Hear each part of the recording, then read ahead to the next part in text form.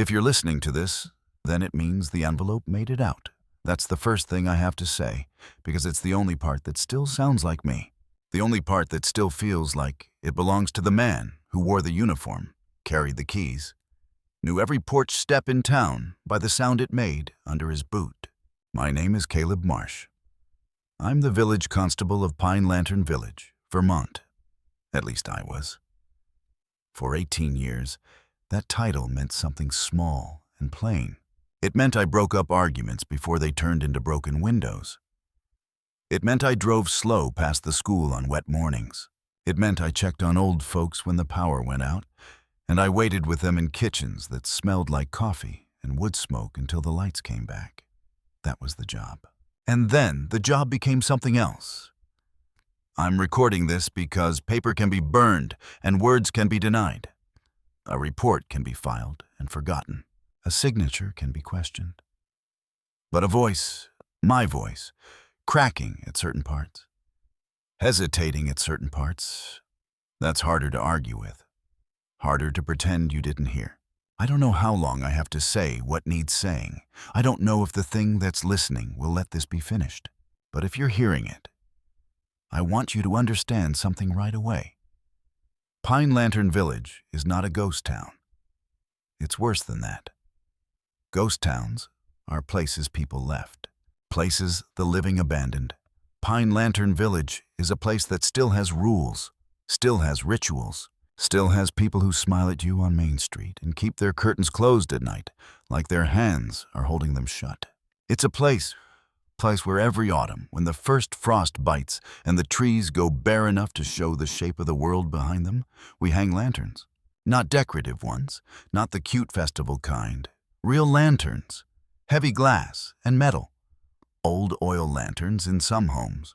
Electric lanterns on poles the town maintains, even though the tax base couldn't justify it on paper. We keep them lit every night. It's why outsiders call it Pine Lantern. They think it's charming. They drive through, slow down, take photos. They write little captions about storybook towns and cozy Vermont vibes. Sometimes they stop at the general store and ask why we bother, why the streetlights aren't enough. And the locals always answer the same way, like it's a joke. Because it gets dark early here. They laugh. The outsider laughs. Everyone feels like they've shared something. But it isn't a joke. It gets dark early here. Not the normal way. Not the way it does everywhere else in the fall. Not just because the sun dips behind the ridge. I mean the other dark, the dark that comes from the woods and doesn't leave when morning comes. I didn't believe in that dark. Not the way the old-timers did. I grew up with their stories, sure, but I grew up the way you do anywhere. You learn what adults say, and then you learn what adults mean. You learn which fears are real and which are handed down like heirlooms. You learn that when Mrs. Lockridge crosses herself when a crow lands too close, it's because she's 90, and she's been doing it since she was 9, and she doesn't know how to stop. You learn to nod. You learn to smile. You learn to walk people home after the Harvest Lantern Night Festival, when the cider has made everyone bold and rosy. You learn to pretend you don't notice when they hurry past the tree line, like something might reach out and hook their collar. You learn that this is just how Pine Lantern Village is. And then 3 weeks ago, though time is strange now, 3 weeks ago the first call came in. It wasn't a scream. It wasn't someone sobbing so hard I couldn't understand them. It wasn't anything dramatic. It was Edith Carraway, 76, lives on the last paved road before the forest swallows everything. Widow. The kind of woman who still says sir to me, even though I've known her since I was a kid. Constable Marsh, she said, and her voice sounded small and thin, like someone talking through a cracked window. I'm sorry to bother you. You're not bothering me, I told her, because that's what you say. What's going on? A pause, a long one. I could hear her breathing, and behind her breathing, I could hear nothing. No TV, no radio, no house sounds. Just her and the line. There are shadows in the tree line, she said finally. That was it. That was the whole complaint. Not a prowler, not a bear, not kids messing around. Just shadows. I remember the exact way she said it, like she'd tasted the sentence first and found it bitter. "Okay," I said, keeping my voice even. "Shadows from what? Headlights? Lantern light?" Another pause, longer. "No," she said, "not like that. They're shaped." That should have made me laugh. Not because she was ridiculous, but because it was easier. Because humor is what you reach for when you don't want to touch the other thing. But I didn't laugh. I just listened. "They're shaped like people," she whispered. And the word people sounded wrong coming from her mouth. "But they're too tall, Caleb. They're too tall and they're not moving right." I remember the chill that crawled up my arms. Not fear yet. Not full fear. Just that thin, sharp feeling you get when someone mentions your name in a place you didn't expect to hear it. "Edith," I said, gentle, professional. "Do you see anyone on your property?" "No," she said. And then her voice dropped even more, like she was afraid the phone could be overheard. "They're not on my property. They're just standing where the trees start, like they're waiting for the light to go out." I stood in the little office behind the town hall, staring at a wall calendar that still had last month's notes scribbled on it. The fluorescent light above me hummed, the kind of normal hum that's supposed to make you feel grounded, waiting for the light to go out. I wrote it down anyway, because writing is also what you do when you don't know what else to do. It's a trick. Put it on paper, and it feels contained. "Have you called anyone else?" I asked. "I called Nora," Edith said, "and she said she saw them too." Nora Whitcomb, 42, lives closer to town. No history of exaggeration, no history of anything. "How long have you been seeing them?" I asked. "Since yesterday," Edith said. "But last night I heard something tap the glass." I waited. "I didn't open the curtain," she added quickly, like she was defending herself. I didn't look. I just sat in my kitchen and kept the lantern high. And I told myself it was branches. It had to be branches. But Caleb... I could hear her swallowing. "It sounded like nails," she said. My throat went dry. I swallowed too, mirrored her without meaning to. "Okay," I said. "I'm coming out." "No," she said sharply, too sharp for Edith, and then she caught herself. "I mean, if you come, don't come alone. And don't step past the lantern line." "The lantern line?" I repeated. Another pause, and for a second I thought the call had dropped. Then her voice came back, brittle. "You know what I mean," she said. And I did. Of course I did. Because every child in Pine Lantern Village knows what the lantern line is. The way every child knows where the creek gets deep and where the ice gets thin. You don't have to be told. You just learn it from the way adults steer you away. The lantern line is where the lights stop, where the town ends and the trees begin, where the world goes from owned to unowned. I told myself it was superstition. I told myself Edith was lonely. I told myself shadows can look like anything when you're staring too long into the dark and your mind is hungry for patterns. Not real. Real. Not real. I wrote that too, without thinking. 3 words in the margin of my incident log. Like a mantra. Like a joke. Then the second call came in. And the third. Different voices, same sentence. There are shadows in the tree line. I drove out just after dusk, when the sky was bruised purple, and the lanterns along Main Street had already been lit. The air smelled like cold metal and dead leaves. My headlights cut across the road, and beyond the road the forest waited, black and patient. As I neared Edith's place, I saw her porch lantern burning bright, too bright, and I saw, just past the edge of that light, between the first row of pines. Something darker than the dark.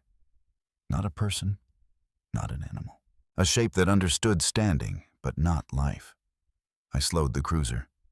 My hands tightened on the wheel, and in the sudden quiet of my own breathing, I realized something that made my stomach drop. The lanterns weren't keeping the dark out. They were showing it where to stand. Not real. Real. Not real. I pulled over and killed the engine. And in the stillness that followed, the trees seemed to lean closer, as if the whole forest had been holding its breath. Yeah, waiting for me to step out and become part of the line. I sat in the cruiser longer than I should have. That's the truth of it. I told myself I was giving Edith time to calm down, giving my eyes time to adjust, giving the situation the respect it deserved. But really, I was stalling. I didn't want to open the door and let the cold in. I didn't want to break the thin shell of glass and metal that still separated me from whatever was waiting out there. The engine ticked as it cooled. Each small sound felt louder than it should have, like the night was listening for changes. I could see Edith's house clearly. White siding, dark windows, porch light burning steady, normal, familiar. A place I'd been a dozen times for welfare checks and holiday greetings. Beyond it, the trees rose like a wall. I told myself that if there was something out there, it would move. Bears move. Deer move. Even people shift their weight without realizing it. Stillness belongs to rocks, to stumps, to things without intention. The shapes at the tree line did not move. They stood where the lantern light ended, just far enough back that the glow couldn't quite touch them. The darkness around them looked thicker, almost layered, like someone had painted over the night with a heavier brush. I opened the door. Cold air rushed in, sharp and clean, carrying the smell of pine sap and old leafies. It felt like stepping into another room, one that hadn't been used in a long time. Gravel crunched under my boots as I stood, the sound too loud, too final. "Evening," I called out. Because that's what you do. You announce yourself. You act like the rules still apply. My voice didn't echo. It didn't carry. It just stopped. Nay, I walked toward Edith's porch, staying well within the circle of light. She hadn't come outside.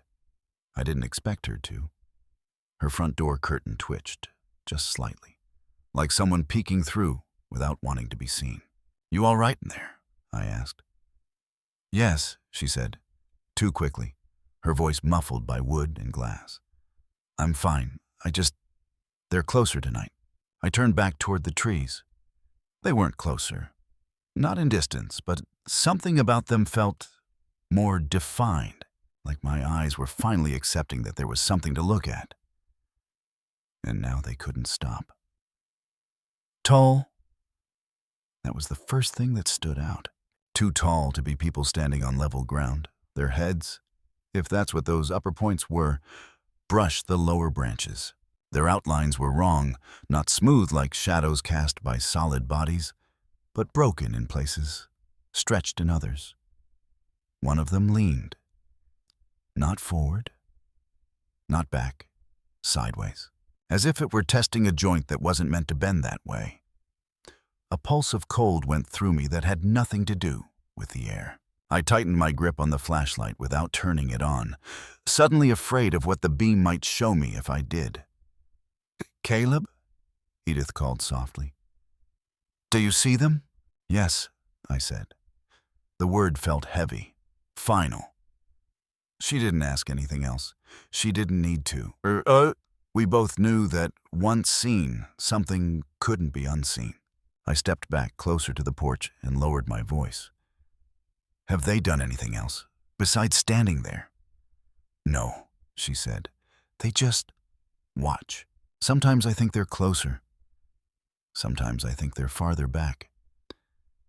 But when I blink, they're always in the same place." I nodded, even though she couldn't see me. "All right, I'm going to walk the edge. I won't cross the light." She didn't answer right away. Please don't, she said finally.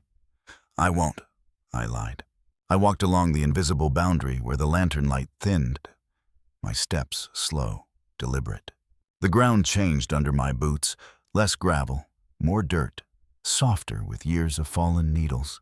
The temperature seemed to drop with each step, like I was moving downhill into something denser. I stopped when my shadow stretched out ahead of me, long and thin, touching the dark where the shape stood. That was when I noticed something that made my skin prickle. My shadow wasn't pointing the right way. The lantern behind me should have cast it forward, straight and narrow. Instead, it bent slightly to the left, angling toward one of the figures, like a compass needle twitching toward a north. I lifted my foot and shifted my weight. The shadow lagged behind. Not much. Just a fraction of a second. But enough. Not real. Real. Not real. I swallowed and raised the flashlight, thumb hovering over the switch.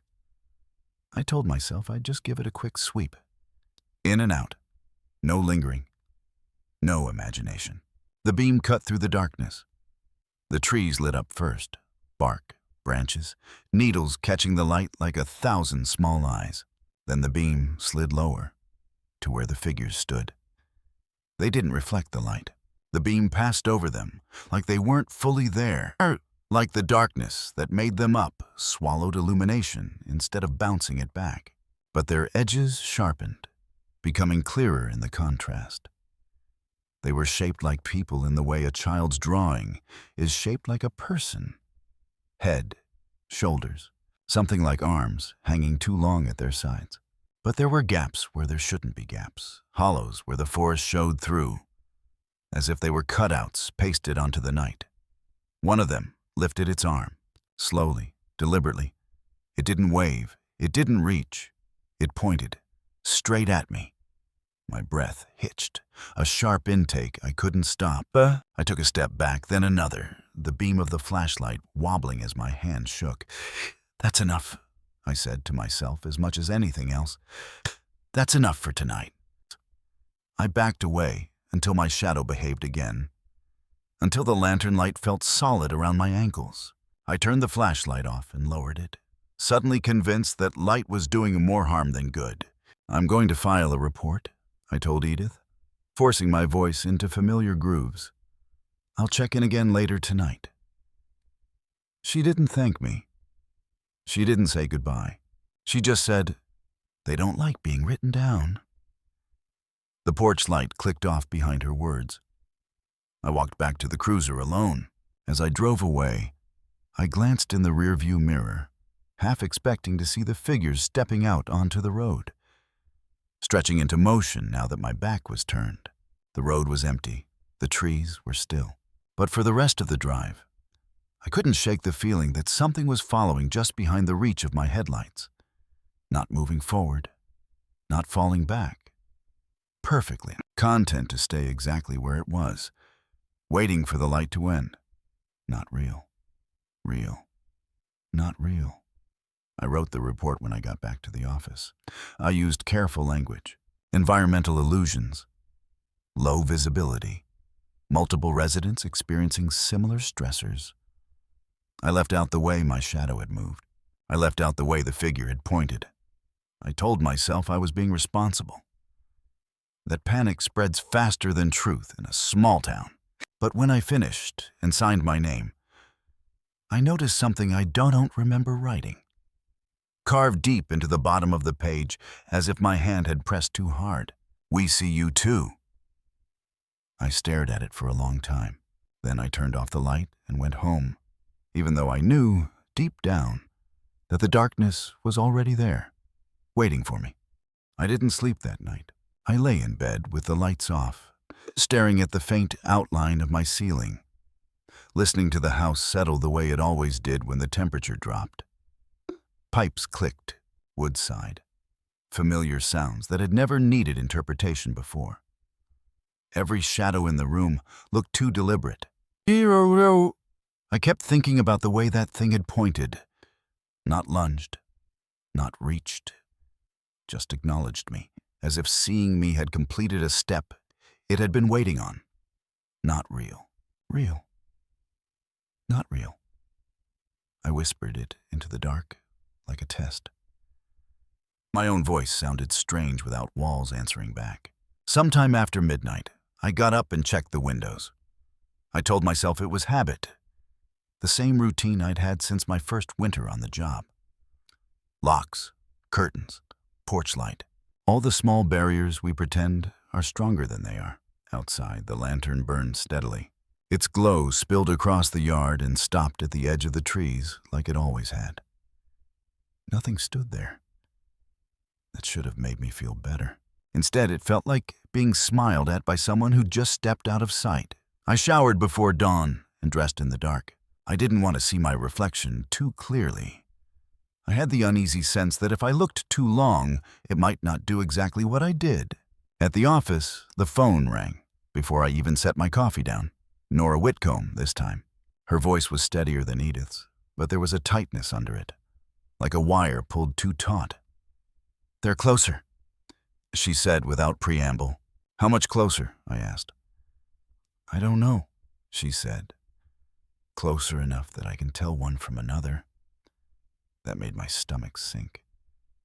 "Tell me how." "They're different," she said. "Not by much, but one of them leans. Another one looks like it's missing something, like a shoulder." I rubbed my face with one hand, suddenly exhausted. "Have they moved since last night?" "No," she said. "That's the worst part. They haven't moved at all." I told her I'd be by later. I told myself daylight would change things. Daylight always makes the world feel more reasonable, more explainable. It didn't. The trees along the edge of Pine Lantern Village looked thinner in the morning light, stripped of their mystery. You could see between them, see the forest floor carpeted with needles and fallen branches. There was nowhere for something large to hide. And yet, as I walked the perimeter road, I felt it again. That sense of alignment, like invisible lines converging on me from the woods. I kept glancing to my left, half expecting to catch a shape where no shape should be. By noon, 3 more residents had called. Same story, same phrasing, almost word for word, as if they'd rehearsed it together. "There are shadows in the tree line." I stopped by the town records office that afternoon. It wasn't part of my job, strictly speaking, but Pine Lantern has always blurred lines. I told myself I was looking for context, for precedent, for something to reassure me that this wasn't new, that it had happened before and passed. The record smelled like dust and oil. Old paper has a smell that gets into your nose and stays there, a dry, papery echo of all the hands that have touched it. I flipped through council minutes, property disputes, festival planning notes, lantern maintenance schedules, always the lanterns. Then I found a ledger I hadn't been looking for. No date on the spine, no official stamp. Just a thin book tucked behind a stack of tax forms, like it had been slid there and forgotten. Inside, the handwriting changed every few pages. Different pens, different hands, but the content stayed the same. Observations, notes about the forest, mentions of figures and watchers and the line. One entry caught my eye, written in careful, looping script that reminded me of my grandmother's handwriting. As long as they are watched, they remain where they are. As long as the light holds, they do not cross. Another, written later, shakier. When no one looks, they lean closer. I sat back, the chair creaking under me. The rational part of my mind scrambled for explanations. Folklore? Group hysteria. Stories built on stories until they felt old enough to be true. But my shadow lagging behind me didn't feel like folklore. The thing pointing at me didn't feel like hysteria. I copied a few passages into my notebook and left the rest where I found it. Some instinct told me not to remove the ledger, not to let it cross a boundary it had never crossed before. That night, I went back to Edith's Road. I told myself it was for her peace of mind. For mine. The lanterns were lit out early, their glow overlapping in soft halos. The village felt smaller at night, compressed by the dark pressing in from all sides. The figures were there again. More of them. They filled the spaces between the trees now, not crowding, not touching, just occupying. A line. A wall made of absence. I stopped at the edge of the light and stood there, hands at my sides, feeling suddenly ridiculous in my uniform. Authority felt like a costume in that moment, something meant for a different world. "Why are you here?" I asked. The words fell flat, absorbed by the night. One of the figures shifted, just slightly. A tilt of the head, maybe, or the illusion of one. I felt a pressure behind my eyes, like something was trying to look out through them. Not real. Real. Not real. I took a step back. They did not follow, but something else did. As I turned to leave, I saw my shadow stretch ahead of me again, long and thin, reaching farther than it should. It brushed the darkness at the tree line and stuck. I froze. The shadow did not retract when I stepped forward again. It remained, anchored, as if caught on something unseen. Slowly, impossibly, it began to peel away from my feet. I gasped and staggered back, heart hammering. The shadow rippled, distorted, then snapped back into place, obedient once more. I didn't wait. I didn't think. I ran back to the cruiser and drove, tires spitting gravel, breath coming too fast. When I got home, I locked the door and turned on every light in the house. I stood in the middle of the living room, surrounded by brightness, and laughed. A short, sharp sound that tasted like panic. "This isn't happening," I told the empty room. "This isn't real." The lights flickered. Just once. Enough. I grabbed my notebook and opened it, flipping past the copied ledger entries. My hand was shaking as I wrote, words pressing too hard into the page. "They are not moving closer. We are." I stared at that sentence until the letters blurred. Outside, beyond the reach of my lights, the forest waited. And I knew, without knowing how, that it was learning the shape of me. Learning how I stood, learning how long I stayed in the light, and learning patiently how much darkness I could carry before I stopped pretending it wasn't real. By the third night, no one was pretending anymore. That was the quiet shift I felt as I drove through Pine Lantern Village after sunset. The subtle way denial had drained out of the air. Curtains were drawn tight. Porch lights were brighter, some doubled up, as if more light stacked on itself could build a wall. People moved with purpose, crossing open spaces quickly, heads down, shoulders hunched, like the cold had suddenly learned how to watch. They didn't wave anymore. At the general store, Mrs. Halloway rang me up without meeting my eyes. Her hand shook as she counted change, coins clicking together too loud in the small space. "They're saying you saw them," she said finally. "I saw shadows," I replied. It was the safest phrasing I had left. She shook her head once. "Shadows don't point." The words landed with the dull weight of something already accepted. Outside, the lantern above the door swayed slightly, though there was no wind. I watched it longer than I meant to, tracking the way the light shifted across the ground, how the shadow stretched and contracted with each movement. Not real. Real. Not real. I started walking the perimeter every evening after that. Not officially, there was no protocol for this, but out of a growing certainty that if I didn't, something would change in a way I couldn't undo. The tree line felt closer each night, not in distance, but in presence. Like a thought you keep circling back to no matter how hard you try to avoid it. The figures multiplied. At first I thought I was imagining it. Then I began counting.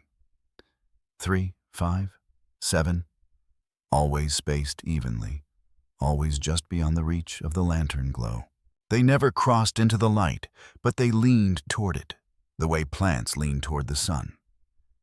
I stopped sleeping entirely. When I did close my eyes, I dreamed of standing in the forest with my back to the village, lantern in hand. In the dream, the light didn't push the darkness away. It revealed it, showed me how crowded the woods really were, how many shapes were pressed together just out of sight. I woke each time with the same phrase in my mouth, half spoken, half thought. Not real. Real. Not real. On the fourth day, I went back to the records. This time, I didn't pretend I was browsing. I pulled the ledger out and sat with it openly, spreading it across the desk like evidence. I read every entry, every margin note, and every line that had been crossed out and written over. The pattern became impossible to ignore. Every few decades, the entries changed tone. Early notes were observational, cautious. Later ones grew urgent, then fragmented, then stopped entirely. And always there was a name at the end of the last entry. A constable's name. Some I recognized from old photos in the town hall. Stern men with mustaches. Others were just names, disconnected from faces, from memory. The last entry before the ledger went silent was dated 42 years ago. It read, "I can feel them watching me watch them. This is how it works. This is how it has always worked." My mouth felt dry. I flipped back through the pages, looking for mention of what happened after. There was nothing. No resolution. No account of the figures leaving. Just silence. I copied the names down. All of them. Then I went looking for where they ended up. The cemetery on the hill behind the church is small, old, and poorly kept. Pine Lantern Village never grew large enough to need more than that one patch of ground. I walked among the stones as dusk settled, reading names, dates, epitaphs worn thin by time. I found them. Everyone. Each constable listed in the ledger was buried there. No mention of how they died. No age that stood out as unusual. Just quiet, unremarkable endings. Except for one thing. Every gravestone faced away from the forest. I stood there for a long time, the realization settling into me like a weight. They hadn't wanted to be seen from the tree line, or maybe they hadn't wanted to see it, even in death. That night, the figures were closer than they'd ever been. They stood just beyond the last lantern on the northern road, their outlines sharper, more defined. I could make out differences now. One was missing part of its leg, the darkness tapering off into nothing. Another seemed hunched, its upper half bent forward as if frozen mid-bow. I recognized the posture without knowing why. It was the way Edith leaned when she waited too long at her kitchen table. The thought made my chest tighten. "You don't get to come closer," I said aloud, my voice thin in the open air. "Not yet."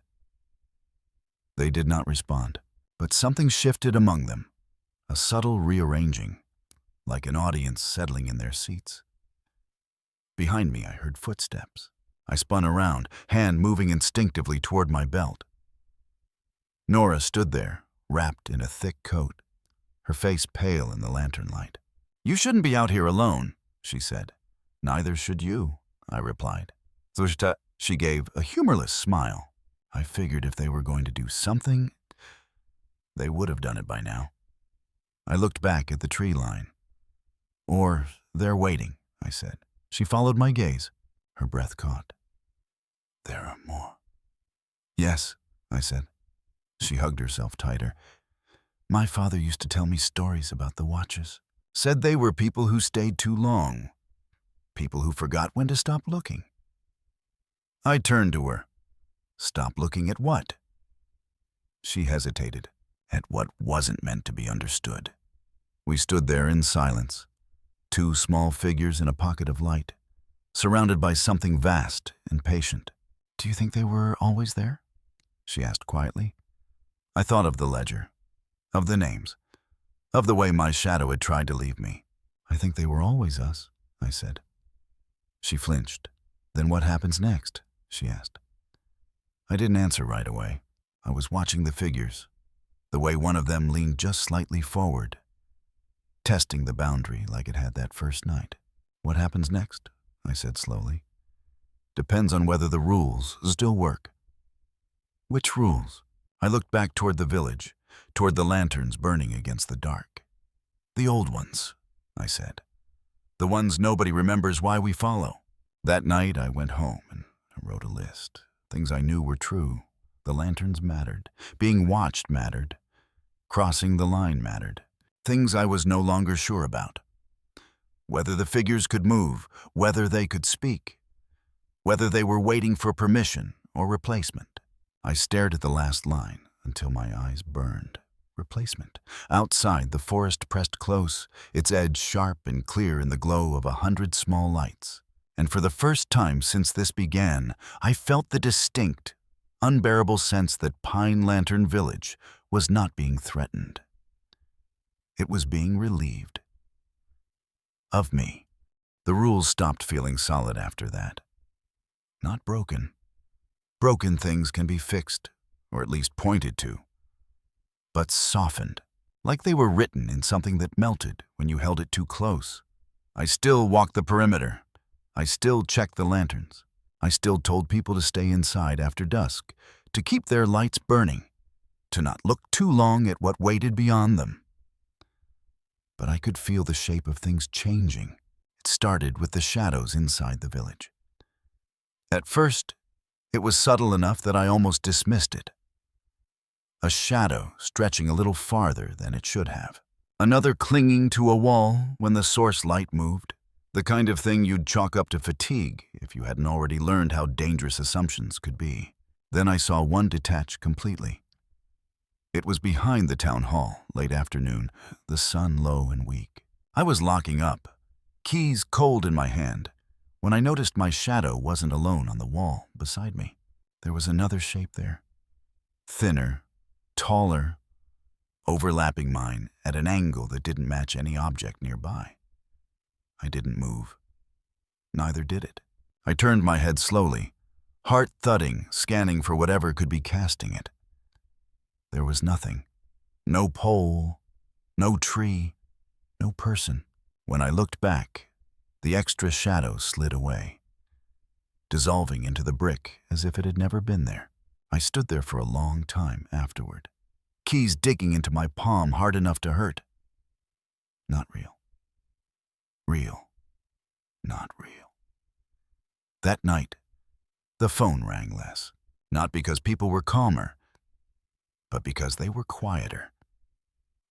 They had stopped asking what to do, stopped asking what I thought. When I did speak to them, I heard it in their voices. The slow understanding that whatever was happening was bigger than a constable and his routines. Edith stopped answering her phone altogether. Nora told me she was keeping her lantern in every room, even the bathroom, even the hallway closet. She laughed when she said it, a brittle sound that didn't reach her eyes. "I feel stupid," she said, "like I'm trying to light up a dream." I didn't tell her that dreams were exactly what this felt like. Dreams have rules too, until they don't. On the 6th night, the figures shifted. Not forward, not back, sideways. I noticed it while standing at the northern road, staring at the familiar line of dark shapes. One of them was no longer aligned with the others. It stood just a little off to the side, angled toward a narrow gap between two lantern pools, toward a place where the light thinned. My stomach tightened. I took a step to the left, instinctively repositioning myself between it and the gap. The move felt ridiculous, ceremonial, like playing a game whose rules only one side understood. The figure leaned, just enough, as if acknowledging the adjustment. I backed away slowly, heart pounding. When I checked again from a distance, the figure was back in line, indistinguishable from the rest. But I knew something had tested the boundary. Later that night, as I sat at my kitchen table, surrounded by light, notebook open but untouched, I heard the tap. Soft, polite, glass, I froze. The sound came again from the living room window. Not loud enough to be a knock, just enough to be intentional. I didn't move. I didn't breathe. The tap came a third time. I stood slowly, legs stiff, and walked toward the window. My reflection stared back at me, eyes too wide, face drawn tight. I did not pull the curtain aside. "I see you," I said instead, my voice barely more than air. The tapping stopped. I waited, counted my breaths. 1, 2, 3. When I finally dared to look, there was nothing outside but my own lantern glow and the dark beyond it. But on the glass, faint and fogged as if by breath, were handprints. Too large, too long. I didn't sleep after that. The next morning, I found Nora standing at the edge of Main Street, staring down a side road that led straight into the trees. Her lantern lay on the ground beside her, unlit. "What happened?" I asked, approaching carefully. She turned to me slowly, her face pale and strangely calm. "I think the line moved." My chest tightened. "What do you mean?" "I mean," she said, "I think what we thought was the edge wasn't." She pointed to the road. I followed her finger. There, faint but unmistakable in the dirt, were footprints. They did not lead out of the forest. They led back in, as if something had stepped into the light and then reconsidered. I crouched and examined them, though I already knew what I'd find. The impressions were wrong. Too deep in places, too shallow in others, like something guessing how weight worked. "They're learning," Nora whispered. "Yes," I said. "From watching us?" I hesitated. "From being us," I said finally. That afternoon, the lantern on the eastern road went out. Not flickered, not dimmed. Out. I was there within minutes. Tools in hand, heart racing. The bulb was intact. The wiring was fine. Power was running. It simply would not turn back on. As dusk settled, that stretch of road fell into shadow for the first time in generations. The darkness rushed in eagerly, filling the gap like water finding a crack. I stood there, staring at the unlit pole, and felt something behind me shift. "Osert," I didn't turn around. "You're not supposed to be there," I said quietly. No answer, but the sense of being observed intensified, pressing in on me from all sides, not just from the trees, from the houses, from the ground, from my own stretched shadow at my feet. That night, the ledger appeared on my kitchen table. I know it hadn't been there before. I would have noticed. I had locked the door, checked the windows, counted the lights. The book lay open to a blank page. Beside it was my pen. My hand moved before I decided to let it. The words came slow at first, then faster, as if I were copying something being dictated just out of hearing. "The line is not fixed. It moves when it is forgotten. It moves when the watcher weakens." I stopped, breath shaking. "What do you want?" I asked the empty room. The lanterns flickered in answer. I understood then, not all at once, but enough to feel sick with it, that the village wasn't protected by the lights alone. It was protected by attention, by ritual, by someone standing at the edge and saying, "This far, no farther." And I was tired. So tired. That was the most dangerous part. Not the fear, not the shadows, the exhaustion, the creeping temptation to step back, to let someone else stand where I stood, to let the line blur and shift and solve itself. Outside, beyond the lantern glow, the figures leaned closer, not as a threat, but as an invitation. And for the first time since this began, I felt the line move, not in the world, but inside me. The village felt hollow after that, not empty. People were still there, still breathing, still moving from place to place, but hollow, like a house after the furniture's been taken out. Sounds traveled too far. Lights felt too exposed. Every action seemed to echo longer than it should have, as if Pine Lantern Village were already halfway to being remembered instead of lived in. I stopped telling people what to do. That was another quiet change, one I didn't announce even to myself. The words just dried up. Stay inside. Keep your lights on. Don't go near the trees. They all sounded like suggestions now, not rules. And rules only work if someone believes in them hard enough to enforce them. People sensed it. They always do. They began standing closer together at dusk, clustering in overlapping circles of lantern light. Conversations dropped to whispers. Children were pulled indoors early and told stories meant to soothe, though I could hear the strain in the adults' voices as they tried to make those stories sound harmless. Old stories have weight. You can feel when one is being repurposed. On the 8th night, someone crossed the line. It wasn't dramatic. There was no scream, no alarm, just a quiet absence that spread through the village like cold through water. His name was Thomas Bell. Mid-50s, kept mostly to himself. Lived alone on the southern edge, where the forest dipped low and thick. I'd checked on him plenty of times over the years. Power outages, snowstorms, the usual. He was the kind of man who nodded instead of waving, who answered questions directly and didn't offer more than necessary. When he didn't show up at the general store that morning, no one panicked. When his porch lantern was still burning at noon, someone mentioned it in passing. When the lantern burned through the afternoon and into dusk without him appearing to tend it, Nora came to find me. "He's gone," she said. I didn't ask how she knew. I grabbed my coat and followed her down the road. The lantern line near Thomas's house was wrong. Not extinguished, not broken.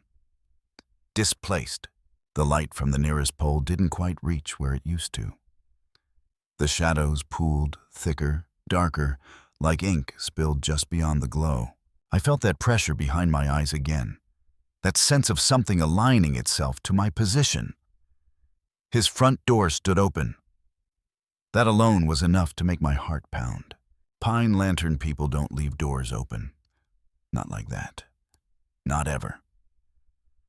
"Thomas," I called. No answer. The inside of the house was neat. Too neat. Table cleared. Chair pushed in. Lantern still burning on the counter. Flame steady and bright. There were no signs of struggle. No blood. No overturned furniture. No footprints leading away from the house. Just absence. In the back, the yard sloped gently toward the forest. The grass there was flattened in a wide arc, as if something large had passed through without concern for the path it took. At the edge of the yard, right where the grass gave way to needles and roots, the lantern light stopped. And beyond it, the figures stood, more of them than I had ever seen before. They were closer now, not enough to cross, but enough that their outlines pressed hard against the boundary of light, like faces against glass. I could see details I hadn't before, variations in height, in posture. One leaned heavily to the right, its upper half twisted slightly like a man favoring an old injury. I recognized it. The realization hit me so hard my knees nearly buckled. Thomas had walked with that same tilt. "Not real," I whispered. Not real. But my voice lacked conviction. The shapes felt too familiar, too specific. One of them raised its head, or what passed for one, and I felt something settle into place inside my chest, like the click of a lock. Thomas hadn't been taken. He'd arrived. Nora stood behind me, her hand clamped over her mouth. I could hear her breathing, fast and shallow. "They're not hurting people," she said, as if testing the idea aloud. "They're changing them?" "Yes," I said. "Into what?" I didn't answer. Because the answer was already there, standing in the trees, waiting its turn to be seen. That night, the Lantern Festival didn't happen. It had never been canceled before. Not for weather, not for illness, not even during the blackout years when half the village had been lit by oil and stubbornness alone. But no one gathered. No one played music. No one told stories meant to blur the edges of fear. The lanterns still burned, but they did so without celebration, without intention. Just light, without meaning. I walked the village until my legs ached, counting the poles, checking the bulbs, noting the places where the glow felt thinner. With every step, the forest seemed closer, not advancing, not retreating, just present in a way it hadn't been before, like it had been invited. When I reached the northern road, I stopped. The figures were no longer in a single line. They were staggered now, layered in depth, filling the forest as far as I could see between the trunks. A crowd, an assembly, watching. I took a step forward. The nearest lantern flickered. I stepped back. It steadied. The message was clear enough to feel insulting. "You want me closer," I said. The figures leaned, not toward the village, but toward me.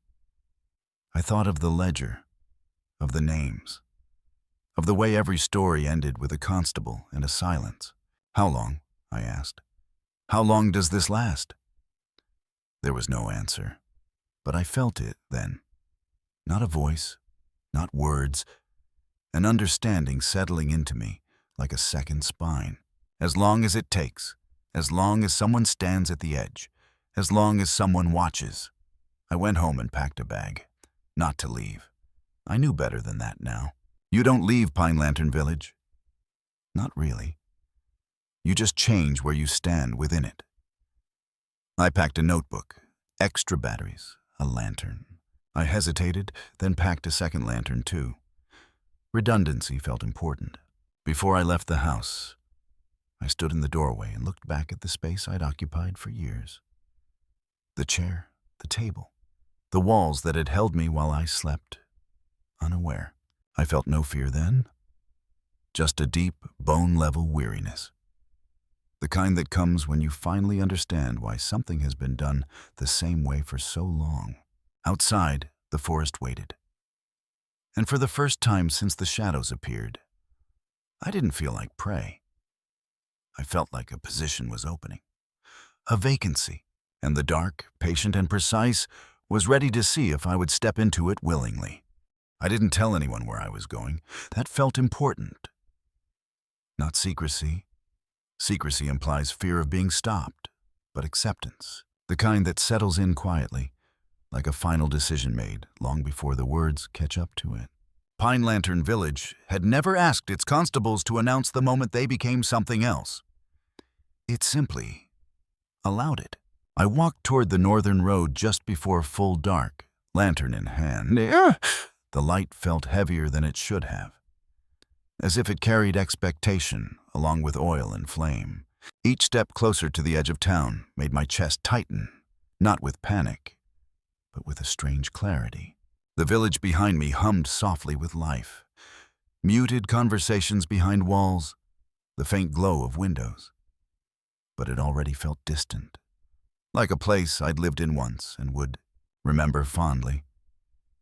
The lantern line waited. Beyond it, the forest stood open in a way it never had before. Not inviting, not hostile, just ready. The figures were all there. Dozens now, maybe more. They filled the spaces between the trees with a density that made my eyes ache. And as I approached, something shifted among them. Not movement, not exactly, but recognition. A subtle realignment, like a crowd making space without being told. I stopped at the edge of the light. This far, no farther. The rule pressed against me, familiar as breath. I lifted the lantern higher, its glow stretching out and forcing the darkness back just enough to define the boundary. "I understand now," I said. The words felt true the moment I spoke them. The figures did not respond, but I felt their attention sharpen, focus narrowing, until it rested entirely on me. It was not the weight of being hunted. It was the weight of being evaluated. I thought of Thomas, of Edith, of the ledger and its names, of the way the shadows inside the village had begun to behave like they were rehearsing. "You're not crossing," I said. "Not tonight. Not while I'm here."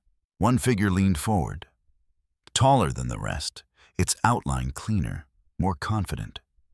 Its shape felt recent. I knew, with a certainty that hollowed me out, that this was what waited for all of us who stayed too long in the light and stared too hard into the dark. A role, a posture, a way of standing. The figure stepped forward, just one pace. The lantern flame trembled. I felt it then. The pull, not physical, something deeper. A gentle insistence that suggested how easy it would be to stop holding the light just so. To let my arm drop.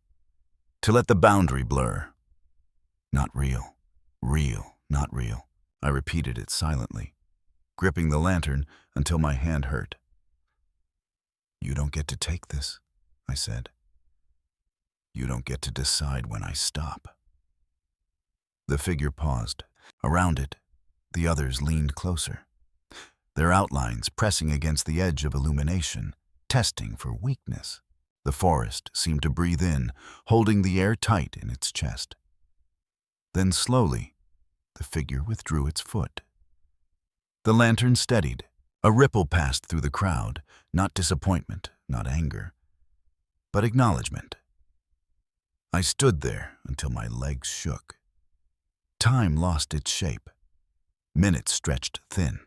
The village lights behind me flickered as people moved, unaware of how close the line had come to shifting again. Eventually, the figures settled. They did not retreat, but they stilled, returning to their patient watch. I exhaled, a long breath I hadn't realized I was holding. That was when I felt it. The change. It wasn't sudden.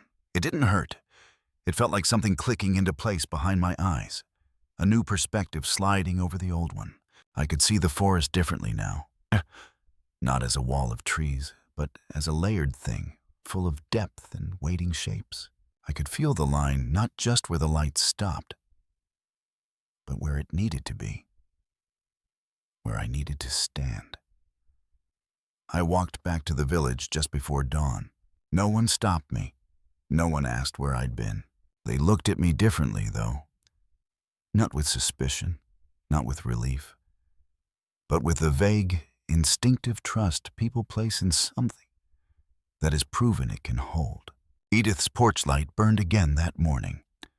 Nora's lanterns stayed lit, but she no longer stacked them in every room. When she saw me, she searched my face for something, then nodded once, as if satisfied. "You look tired," she said. "Yes," I agreed. "But—" She hesitated. "Stronger." I didn't answer. Strength wasn't the right word. Endurance, maybe. Or alignment. Days passed, then weeks.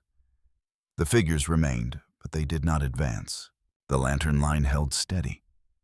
Shadows inside the village behaved again, snapping back into place when the light moved. The sense of pressure eased, though it never fully disappeared.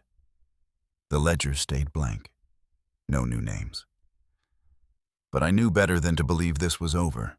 It wasn't an ending. It was a balance.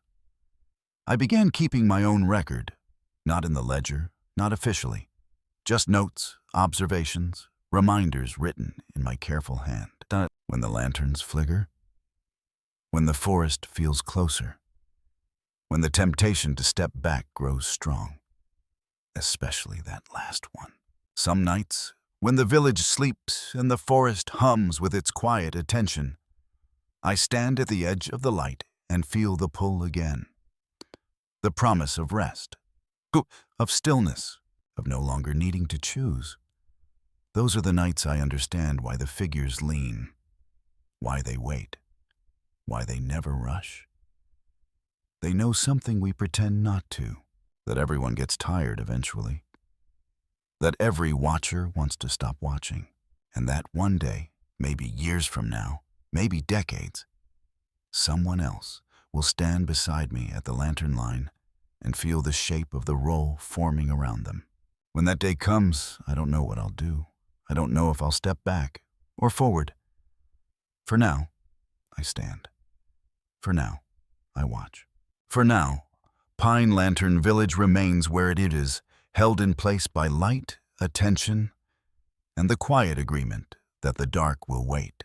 But if you're reading this, if you found these words without knowing why they were written, then understand this. The forest is patient. The line is never permanent. And no matter how steady the lantern burns, the shadows are always learning the shape of whoever stands closest to the edge. I don't know how long I've been writing this. Time doesn't move the way it used to. Days still pass. People still wake and sleep and argue and laugh. But for me, time has flattened into something else, a stretch, a vigil, measured not in hours, but in how often the forest presses closer and how hard I have to press back. I am still the constable, officially. The paperwork still has my name on it. The keys still fit the locks. The routines still happen. On the surface, Pine Lantern Village looks like it always has. Outsiders still pass through. They still comment on the lanterns. They still say it must be nice, living somewhere so quiet, so calm, so untouched. They don't stay long. They never do. Some nights, I stand at the edge of town and watch them drive away, their headlights cutting temporary paths through the dark. I wonder what they feel when the road bends and the forest closes in around them. I wonder if they sense it then, the momentary pressure, the awareness of being observed by something that does not care whether they believe in it. The village breathes easier when they're gone. So do I. The figures are still there. They haven't retreated. They haven't advanced. They hold their places like punctuation marks at the end of a sentence that refuses to finish. I know them now, not individually, not the way you know a neighbor's face, but by their weight, their arrangement, their patience. I know which ones are older. I know which ones are new. That knowledge sits heavy in me, heavier than the lantern, heavier than the badge. I don't look at the cemetery anymore. I don't need to.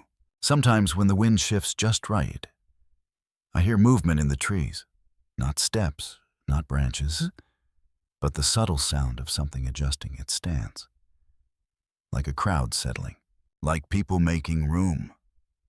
For a long time, I told myself I was different, that I had found a way to stand at the line without becoming part of it, that awareness, preparation, intention, that those things mattered enough to change the outcome. Now I'm not so sure. I've started noticing small things, gaps in my memory, moments where I'm standing somewhere and can't remember walking there, pages in my notebook filled with handwriting that looks like mine but feels practiced, as if my hand has learned a shape my mind hasn't caught up with yet. My shadow still behaves, mostly, but sometimes, when I'm tired, when the lantern feels especially heavy, I see it lean just a fraction toward the trees, as if checking, as if remembering something it almost was.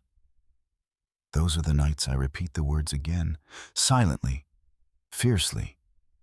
Not real. Real. Not real. I don't know if they're for me anymore. People have stopped asking questions. That's another shift I didn't notice right away. Fear has a way of exhausting itself when it doesn't resolve. It settles into routine. The villagers keep their lanterns lit.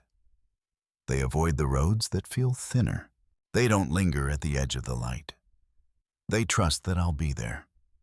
That trust is the hardest part. Some evenings, Nora walks with me. Not all the way to the line. She never does. But close enough to talk without raising our voices, She doesn't ask how long this will last. She doesn't ask what happens when I'm not here anymore. She already knows. "You don't have to do this forever," she said once. I didn't answer, because the truth is, I don't know how to stop. I don't know what the village would become without someone standing where I stand. I've seen what happens when the line shifts. I've felt how eager the dark is to be acknowledged fully. And I've felt, too, how easy it would be to let go.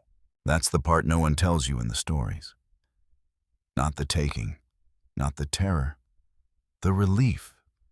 The promise that if you stop holding the light just so, you can finally rest. You can finally stop measuring yourself against the dark and let it decide the shape of things. The figures know this. They lean when I'm weakest. They don't rush. They don't threaten. They wait. I think about Edith sometimes, about Thomas, about all the names in the ledger that ended in silence. I wonder if, at the end, they felt what I feel now. Not fear, not despair, but a deep, aching tiredness, a sense of inevitability dressed up as choice, if you're hearing this. If these words have reached you somehow, found their way out of Pine Lantern Village and into your hands or ears, then I need you to understand why I recorded them. Not as a warning, as a record. Places like this exist whether you believe in them or not. Boundaries held together by habit and attention, and people willing to stand where others won't. They don't announce themselves. They don't show up on maps with special markings. They look ordinary until they don't. If you ever find yourself in a town where the lights are kept burning a little too carefully, where the trees seem closer at night, where people avoid certain roads without quite knowing why, pay attention. And if you ever hear someone say, calmly, without drama, that there are shadows in the tree line, believe them. Because the light does not last forever, and the dark is very, very patient. I will keep standing here as long as I can. I will keep watching. I will keep the line where it is. But one day, maybe long after this recording has been forgotten, maybe sooner than anyone expects, I will get tired. Or I will slip. Or I will finally understand why the figures lean the way they do. When that happens, Pine Lantern Village will not scream. It will not collapse. The lanterns may even stay lit for a while, but the line will move. And if you're hearing this when it does, if these words reach you at the wrong moment, when the forest feels a little too close and the dark feels a little too attentive, then remember this. It doesn't need you to believe in it. It only needs you to look. And once you do, it already knows where you stand.